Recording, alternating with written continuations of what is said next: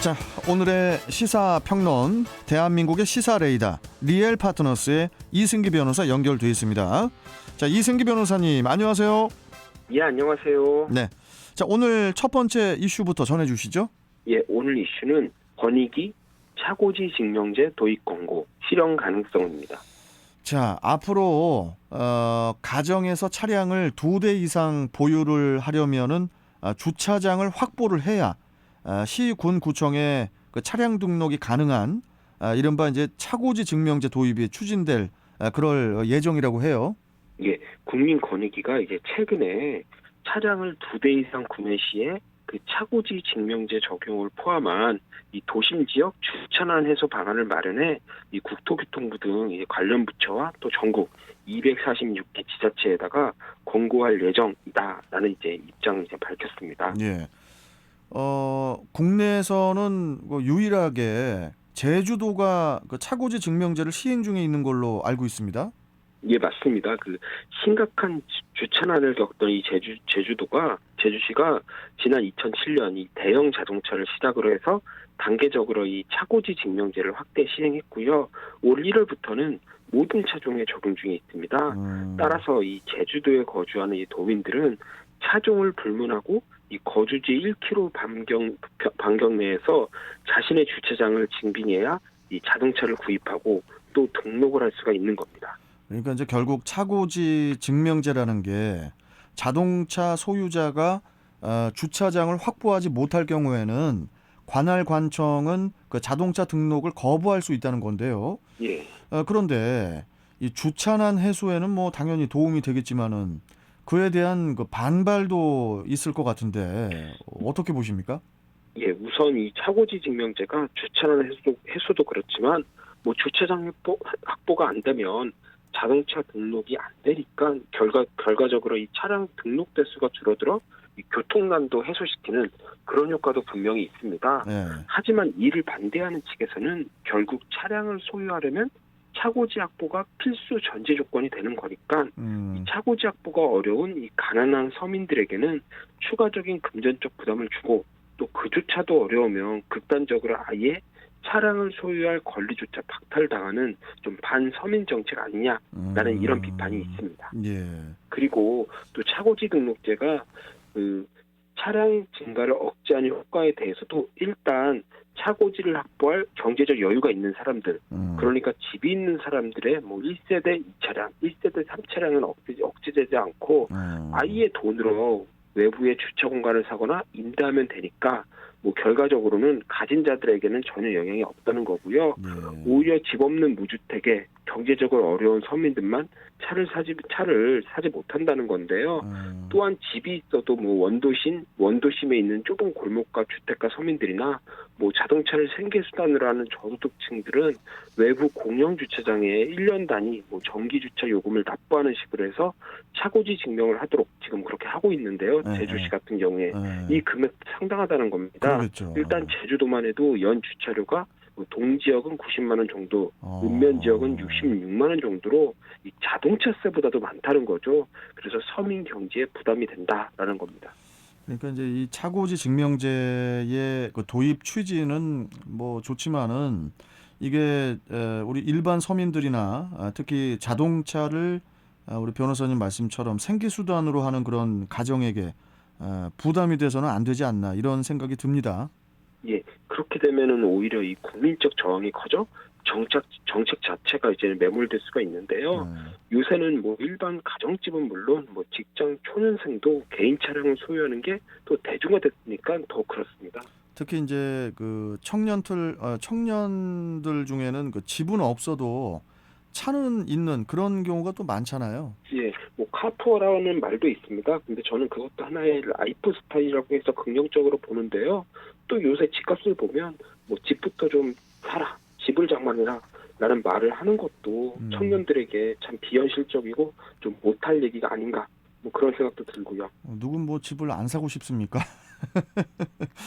그런데 현재 그 제주에서만 시행 중인 그 차고지 증명제가 전국에서 그것도 이제 인구 밀집도가 높은 수도권에서 시행이 되는 건데 그래서 이제 일각에서는 실제 도입까지는 넘어야 될 산이 너무 많다.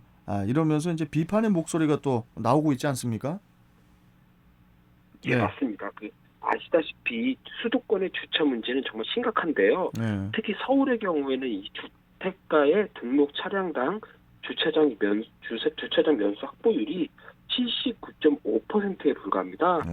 그러니까 차량 10대 가운데 8대만 주차 공간이 마련되어 있는 겁니다. 그러니까 나머지 2대는 사실상 불법 주차를 하고 있다는 거고요. 예. 특히 아파트의 경우에는 이 주차 공간은 턱없이 부족한데 이 관리비 몇만 원만 더 내면 차량을 추가할 수 있어 이런 주차량을 더욱 가중시키고 있습니다. 그래서 서울 도심에선 차량을 넣기도 빼기도 힘든 이 테트리스 주차가 일상화됐고요. 주차장 확보를 위해 재개발, 재건축이 추진되는 곳까지 생길 그럴 정도인데요. 그렇기에 차고지 증명제 도입이 주차난에 도움이 될 것 같지만 서울의 경우에는 고소득자가 많아 또 돈으로 일을 해결하는 경우가 많을 거고요. 반대로 저소득층의 경우에는 제주와는 비교도 안 될 고액의 주차장비를 내며 차고지 증명을 해야 한다는 또 문제점이 있는 겁니다. 그렇기에 수도권에서 이 제도가 시행되기에는 풀어야 난제가 많다는 건데요. 이는 결국 정치의 영역입니다. 과연 선출직 정치인이 구청장과 지역 국회의원이 이런 첨예한 갈등이 얽힌 문제를 해결할 수 있냐는 건데요. 그런 의미에서 좀 회의적인 시선도 있습니다. 일단 권익위가 그 전국을 대상으로 그 차고지 증명제 도입을 권고를 한 만큼 정부와 지자체는 이 권고안에 부합하는 그런 대책 마련을 위한 논의에 나설 것으로 보이는데요. 가장 현실적인 대책으로 뭐가 나올 수 있을까요? 예, 일단 권익위가 이 구체적인 방안까지는 제시하지 않았습니다. 다만 이번 권고안을 보면 이 두 번째 차량에 대한 이 차고지 증명이 주요 내용이었는데요. 따라서 현재 주차난을 겪고 있는 이 주택에 대해선 가구당 한 대를 넘는 추가 등록 차량에 대해 주차 요금, 그러니까 관리비를 좀 대폭 인상하는 방안이 논의되지 않을까 이렇게 보이고요. 그리고 권익위에서는 현재 아파트에 한해 가구당 한 대 이상으로 되어 있는 이 법정 주차장 확보 의무 대상도 이 모든 종류의 이 공동주택으로 확대 적용할 것을 권고하기로 했는데요. 서울시에서 이 주택 전용 면적이 30제곱미터 이하인 경우에는 0.5대, 60제곱미터 이하에는 0.8대의 이제 주차장만 만들면 이 건축 허가가 나왔는데 이걸 모두 한 대 이상으로 확대하겠다는 겁니다. 이 역시도 좀 당장에 실현 가능한 그런 정책으로 보이고요. 그런데 아파트의 그 법정 주차장 확보 대수가 한 대 이상이라는 게 이게 좀 비현실적으로 보이거든요.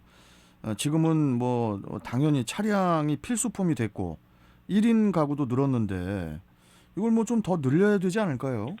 예, 그리고 이제 다인 가구에서도 여러 대의 차량을 소유하는 경우도 많습니다. 그렇죠. 부부와 성인 자녀 2명이 사는 집에서는 아예 차량이 4대인 경우도 있고요. 그렇기에 또 아파트의 경우에는 법정 주차 대수를 또 늘리는 방안이 또 논의되지 않을까 이렇게 또 예상이 됩니다. 주차 갈등을 이웃 간 다툼으로 봐서는 안 되는 게 비록 일부의 문제지만은 이제 이 주차 문제로 폭력에 또 살인까지도 벌어지고 있는데 이 주차난 해소를 위해서 좀 정부가 좀 더 적극적으로 나서주길 바라고요. 그리고 또 하나 좀 첨언하고 싶은 내용이 있는데 예. 요즘에 차들이 우리 이승기 변호사께서도 아마 이해하시겠지만은 덩치가 많이 커졌어요, 옛날보다. 맞습니다. 예. 그래서 신축 아파트나 신축 건물들은 상관이 없겠지만은 기존의 주차 라인에 그 주차를 하고 나면은 그렇게 그 문콕 사고가 많이 일어난다고 하거든요. 저는 나오지도 못하는 경우도 있습니다. 그래서 반대로 나오고 막 이렇습니다. 조수석으로. 그러니까요. 이게 전반적으로 좀 주차 라인의 규격도 좀 빠르게 좀 그냥 권고가 아니고 라인도 좀 빨리빨리 좀 수정도 좀 하고 그래야 되지 않을까 그런 그렇죠. 생각이 좀 예. 듭니다. 예. 자, 좋습니다. 오늘 말씀 여기까지 듣고 또 내일 뵙도록 하죠. 고맙습니다, 변호사님. 예, 감사합니다. 네. 자, 시사평론가 리엘 파트너스의 이승기 변호사와 함께 했고요.